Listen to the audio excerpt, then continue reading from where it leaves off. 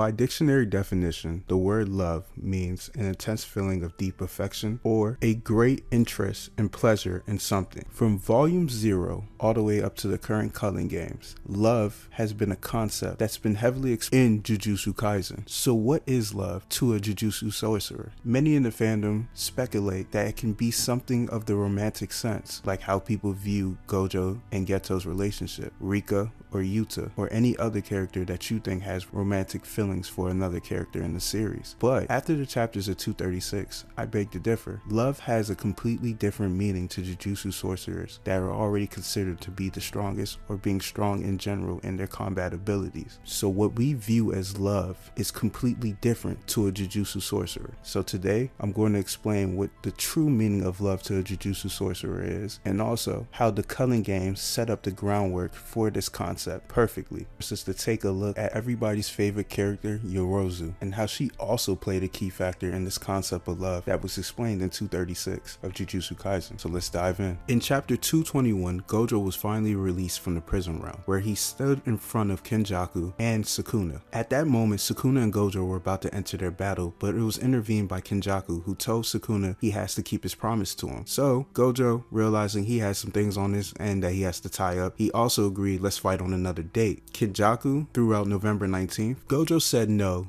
and said let's fight on the 24th of December. Kenjaku threw out a comment saying that's gross that you want to fight on that day, and the reason for that is December 24th in Japan is a romantic day. So a lot of people in the fandom, especially the shippers, speculated this was Gojo showing his homage to Geto or expressing his love to Geto. But chapter 236 kind of blew this theory out of the water, and it makes sense because in that very chapter there was a callback to Yorozu, who was the character that was introduced with her attention solely revolving around forcing Sukuna to love her. Yorozu looked at Sukuna and said, I have much more to teach you about love and the ultimate strength and solitude it brings. I'll be the one to teach you about love. Sukuna then smirks at her. Yorozu realizes that Sukuna knows what love is. Let's sit here and think about it for a sec. Sukuna and Gojo weren't going out on a picnic date, a romantic dinner, or anything of that nature. No, both characters were going to fight each other in death. The same mindset that Yorozu had when going against Sukuna. Both of these situations revolving around the concept of love. In chapter 236, we're introduced to Gojo in the afterlife, sitting next to his long-lost best friend, Geto. Geto asks Gojo, how was the king of curses? And Gojo says, man, he was crazy strong. Plus, Sukuna didn't even go all out. And after that, Gojo said something that threw everybody aback, even Geto. Gojo said, I can emphasize with the magnitude of his sheer solitude more than anyone else. I love everyone, and I don't feel lonely now, but somewhere along the way, there was a line I drew, not as a human, but as a living creature. You can make a flower bloom and you can admire it, but you can't tell that flower, I want you to understand me. Crazy bars by Gege. What Gojo is basically trying to express to the audience is that it got to a point where he got so strong that a line was drawn between him and the average person, meaning they will never be able to fully understand him and the burden that he carries. They can only admire him and help him bloom on his journey, which is crazy and understandable at the same time. But the next following panel brings everything full circle. Gojo expresses in the battle how he gave it his all, how he wanted to convey everything to Sukuna. He wanted Sukuna to know, and there was a pause, and we're taken back to Yozoro's comment, but it was worded kind of differently than the original comment, or maybe it's just a translation issue. But it says, the absolute strongest, the loneliness that follows, the one who will teach you about love is. Gojo chose one of the most romantic days in Japan to fight against the king of curses, history's strongest sorcerer, because he wanted to teach him what love was, and that love was expressed through his sheer force and power and all his ability. Gojo understands the loneliness that Sukuna feels. Once you become a certain level of power, nobody will be able to understand you, so it takes somebody with equal footing or equal strength to defeat you or stand by your side, an individual to fill that void of loneliness. After that void of loneliness is filled, that sorcerer will come to understand the true meaning of love. And that is what love is in the Jujutsu Kaisen series. True love is having somebody on the same level as you in strength that you can stand with, that is your equal, or dying by that person's very hands, giving you a satisfying death, knowing that you gave somebody your all to the very end. And I'm not reaching because it all makes sense, because Geto then looks at Gojo and says, I'm a bit jealous, but I'm happy that you're satisfied. satisfied, which is very important because you have to understand, before Gojo's awakening, the only person that he ever saw as his equal was Geto. Together, they used to say they were the strongest before Toji came in the picture. Also, just look at the setting. Everybody from the hidden inventory arc was sitting around that airport at the time of Gojo's death in his afterlife. If you remember the hidden inventory arc, there were a handful of moments of Gojo expressing his trust in Geto's strength and ability. For example, when Geto thought that the fatigue of Gojo constantly using his 6 eyes was getting to him, Gojo was like, I'm fine, you're with me. Or when they decided to give Rico the choice to choose between life and death, Geto tells him that Tengen will come after us, and Gojo said, I'm not worried, because at the end of the day, we are the strongest. This is why Gojo views Geto as his one and only best friend, because he was the only person in a point in time in his life that understood the solitude that absolute power brings. He was that one person that stood on equal footing with Gojo before the awakening that filled his void of loneliness. So Geto in this moment feeling jealous that somebody else replaced this feeling makes sense, not in a romantic way, but in the stance of power. Because if you remember, also in the hidden inventory arc, after Geto lost to Toji, he stated that after that awakening, Gojo became the strongest. Gojo was allowed to go on missions alone, leaving Geto alone to consume curses to go on missions by himself as well. So once Gojo passed that threshold as a normal human being, Geto was left all alone, which drove him closer to his madness. Geto goes out, creates his own purpose in life, and builds his own family to fill that void of loneliness. While Gojo actually did the same thing as well. Gojo, to fill his void of loneliness, started to look after young sorcerers that he saw had the potential to surpass him in the future. That's Hikari, that's Yuta, that's Maki, that's Yuji, that's Megami. That was his dream, which was stated in chapter 69, that he just wants to foster the youth to be able to surpass him in the near future.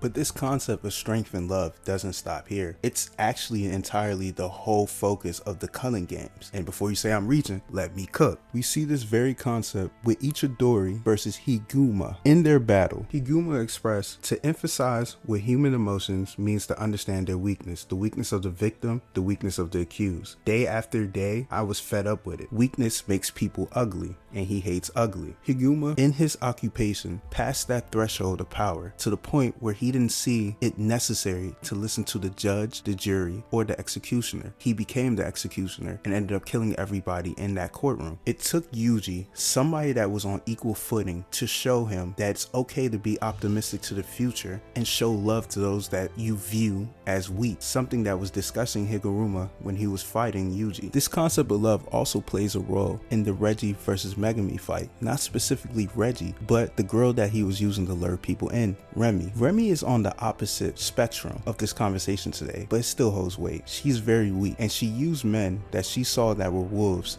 to basically help her and protect her in any situation because she was cute. This ties in directly to what Gojo meant with the blue locust, how you can admire it and watch it bloom, but you won't be able to understand it. Remy could never understand the stronger men like Reggie that chose to protect her, but because they were protecting her, she never really had to think about it. This is what Gojo's talking about. Weak people admire him, but they can never understand him. Weak people flock to the strong for protection, which is 100% Gojo's situation, being the strongest sorcerer. If you remember, even after his awakening, he was going on missions alone, missions that people couldn't handle because they were too weak. Gojo will go up and finish the battle. It was even stated by Gege himself that Gojo still doesn't like protecting weaker people, but it's not as bad as it was now that he has a new purpose in life. Also, if you remember in the Shibuya incident arc, when Nanami found out that Gojo himself was sealed, Nanami literally said that all hope for the humans in this country is lost if Gojo remains sealed. Just showing you how much everybody relies on the strongest. All falling in line with the concept of love. Remy used to fall in love with strong men, allowing her to sit back and lay back and not think about everything. I also want you guys as the audience to remember the whole purpose of the Culling games and the promises that Kenjaku made to the reincarnated sorcerers that we see fight. Every one of these sorcerers were the strongest in their era for whatever particular reason, and they felt unfulfilled in their lives because they passed that threshold of strength. They felt alone. So when Kenjaku came around and gave them the opportunity to fight the strongest sorcerer in the world, the King of Curses, they made a binding vow with him to be reincarnated and brought back into modern modern society, like Kashimo. When we're introduced to Kashimo, come nearing the end of his fight, in the chapter you see that he was an old man surrounded by dead bodies that he just defeated. He asks Kenjaku who's the strongest sorcerer. Kenjaku tells him Sukuna, and Kashimo agreed to make this binding vow to be reincarnated so he can fill that void. And the latest chapter that dropped confirms this. But I'm gonna get into that at the end of the video because the chapter hasn't officially released and it's kind of spoilers, so it'll give you time to log out the video if you want to. But like I said, the Culling games, the purpose, reincarnated sorcerers that pass that threshold, the strongest of their time, to come and fight other stronger sorcerers to fill that void of loneliness, so they can feel what they believe is love. And no battle in the Culling games explained this more than the Sendai Kanami battle with Yuta versus Iru and versus Ryu and the cursed cockroach. Ryu was the strongest sorcerer from his time with the highest curse energy output, and he felt unsatisfied in his life fighting people that were weaker than him, so he was reincarnated. Yuro was a high class assassin, and she was also strong, but never felt the satisfaction of fighting somebody that was stronger than her, that pushed her to her limit. These two characters went against Yuta,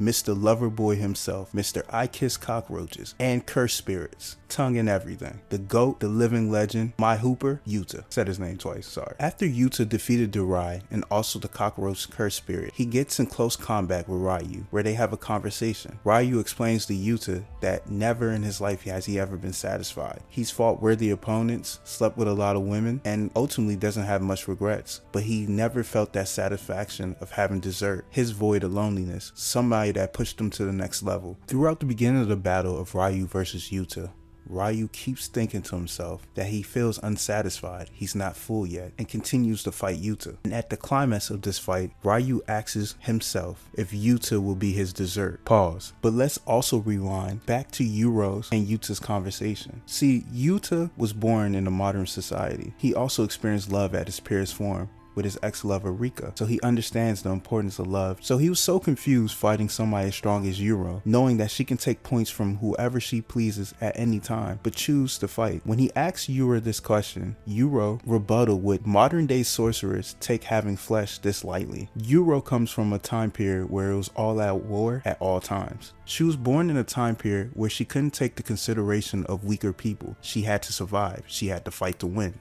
She explains to Yuta that someone who has completed her first life without regret wouldn't accept Kenjaku's invitation, basically explaining that she was never satisfied, that void was never filled, so she accepted Kenjaku's offer. The Culling games to her is a chance at a second life. Even though Kenjaku leads the way, she believes having more points is better. Yuta then asks Yuro if she has any lover or friends. Yuta expresses, even if you have regrets hundreds and thousands of years later, you're spending your time killing people. How can you be so desperate for your own sake? This is a shortcoming of Yuta himself. Yuta doesn't really understand how to be selfish and go all in for himself, which is going to be expressed at the end of this battle when he faces off with Ryu for the final time. Yuro was getting mad because Yuta didn't understand where she was coming from or how she was feeling, that loneliness, that solitude. See, Yuta really never had to experience that solitude because Gojo was always around. Even though Yuta is the second strongest in the series, Gojo's always around to take care of everything. So he doesn't understand what it is to fill this void and to be selfish. Commentary in Ryu's head throughout the battle with Yuta was that he did not want Yuta to disappoint him. Anytime he felt like he was getting the upper hand on Yuta, he was filled with disappointment. Until Yuro and the cockroach was finally defeated for the final moment, Ryu finally accepted and invited Yuta to his table of satisfaction. The intensity in Ryu's eyes melted Yuta's heart. At that very moment, Yuta allowed himself to go all out. And at the end of the battle, Ryu was defeated by Yuta, and he thanks Yuta, letting him know that his stomach is full now. Pause. Ryu's parting words to Yuta was explaining to him that he knows Yuta has reached his limit in strength, and the only way he'll be able to surpass this level is through selfishness. Yuta will need an overwhelming sense of aggression and a disregard of everybody's life. He needs to become something like a calamity, and they show Sukuna. Basically what Sukuna did to get to his high level of strength, his solitude. And Ryu was only saying this because Yuta spared their lives instead of killing them. And he's like, the only way you're going to get stronger is by killing your opponents. Which pulls into the idea of what Yuji Itadori used to talk about, a meaningful death. When a Jujutsu sorcerer fights against somebody that they see as equal or somebody stronger than them, they will rather die by that person's hands to fill that void that they are not alone. True love. Which brings us full circle to one of the last fights of the Culling games, Sukuna versus Yorozu, and the parallels in their fight. See, parallels in this fight is that Yorozu reincarnated in Megami's sister's body. Megami truly loved his sister, not in a romantic sense, but in the sibling sense. He loved his sister. Yorozu was incarnated in her body, and her love was truly for Sukuna because she believed she was the only one that can possibly understand his loneliness of being the strongest.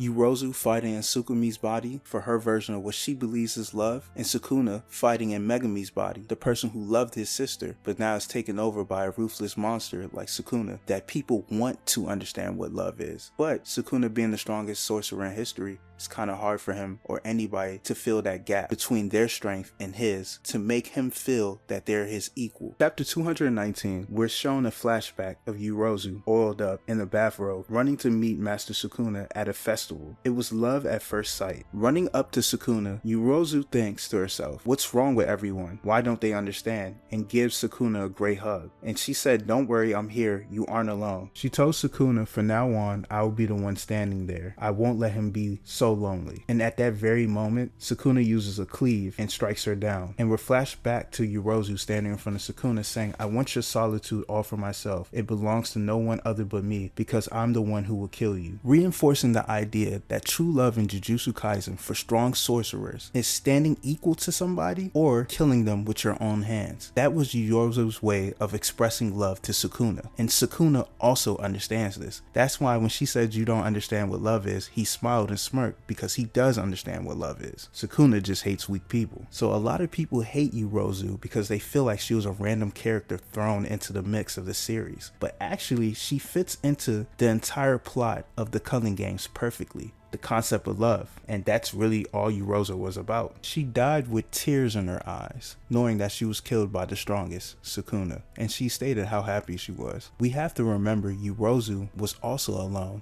and also stuck in solitude because she was also powerful and strong, so she understood where Sukuna was coming from. That's why so many people can look at Sukuna that were weaker than him and not understand what he was going through, but she could understand it with just one glance. This leads us back to Kashimo. You remember at the beginning of the series when I spoke about Kashimo, when I brought up the spoilers in the newest chapter 237, how it gave us more of an insight of the meaning of love in Jujutsu Kaisen. This is why. If everyone remembers, the end of chapter 236 ends with Kashimo headed to the battlefield to face off against Sukuna. Reminder, Kashimo agreed to Kenjaku's plan or invitation so that he can fight the strongest sorcerer, Sukuna, because he felt alone. And if he didn't accept Kenjaku's invitation, he would have died of old age. Let's go back to 236 real quickly. You remember, what did Gojo say would have been the worst thing that possibly could have happened to him if he didn't die by Sukuna's hands? It was dying of old age and disease. Kashimo himself was about to die from old age. Kenjaku didn't give him this offer. Kashimo asked Sukuna, did you earn the title of the strongest, or were you simply born that way? Sukuna answers with, who knows, he was basically born a wench. Kashimo then continues on to the same concept of love that we've been talking about. He asks